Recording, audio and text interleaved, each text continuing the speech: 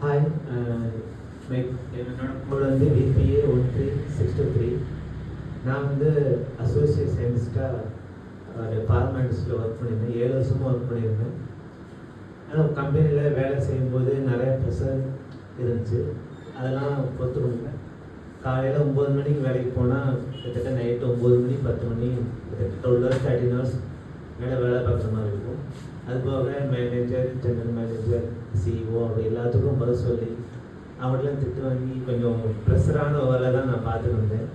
இவ்வளோ ப்ரெஷரான வேலை எதுக்கு பார்க்கணும்?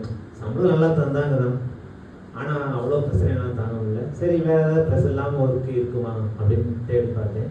அப்புறம் கேப்டன் எப்னேசர் சார் பேசின ஒரு இன்டர்வியூவில் அந்த பிகைன் குட்ஸில் பார்த்தேன். அவர் சொன்னாங்க, இது மாதிரி பைலட்ஸுக்கு வந்து பாஸ் கிடையாது, உங்கள் ஆஃபீஸே வானத்துக்கு மேலே தான் இருக்கும், உங்களை கேள்வி கேட்க யாரும் இல்லை, ஆனால் அவங்க நீங்கள் பேசஞ்சரை கவனமாக கொண்டு போய் சேர்த்துட்டீங்கன்னா அவ்வளோதான், அந்த ப்ரெஷர் தான் இருக்குமே தவிர மற்ற ப்ரெஷர் எதுவும் கிடையாது அப்படி சொன்னாங்க. சரி, நான் அவங்க சொன்னது போக நானும் கொஞ்சம் பேக்ரவுண்டில் பைலட்ஸை பற்றி நிறையா என்னென்னலாம் அந்த ஃபீல்டை பற்றி என்னென்னா விசாரித்தேன். கொஞ்சம் ஒரு அட்ராக்டிவாக இருந்தது. ஆனால் எல்லோரும் சொன்னாங்க இதுக்கு நிறைய செலவாகும் அப்படின்னாங்க. ஆனால் அதுக்குமே வெரிட்டாஸ் டெக் பைலட் அகாடமி அந்த ஒரு கவர்மெண்ட் பேங்க்ஸு, அந்த ஸ்டேட் பேங்க், கனரா பேங்க், இந்த மாதிரி நிறைய பேங்க்கில் டைப் வச்சு எஜுகேஷன் லோனுக்கும் அவங்க ஹெல்ப் பண்ணாங்க அப்படின்னு சொன்னாங்க. அதே மாதிரி பண்ணி கொடுக்குறாங்க, எனக்கும் பண்ணாங்க. அப்புறம் கிரவுண்ட் கிளாஸஸும் கம்ப்ளீட் பண்ணி தராங்க. அந்த கேப்டன் சாரே அவங்களே ஆன்லைனில் 3 ஹவர்ஸ் கிளாஸ் எடுக்கிறாங்க, வாரத்தில் 5 நாள் 4 நாள். ஸோ அந்த கிளாஸில் எல்லா சப்ஜெக்டும் சொல்லி தராங்க. ஆனால் ஒரு ஸ்டூடெண்ட் ஏதாவது டவுட் கேட்டால் அவங்களுக்கு தனித்தனியாக அந்த டவுட்டுக்கு ஆன்சர் பண்ணிட்டு தான் அவங்க அடுத்த டாப்பிக்கே போகிறாங்க.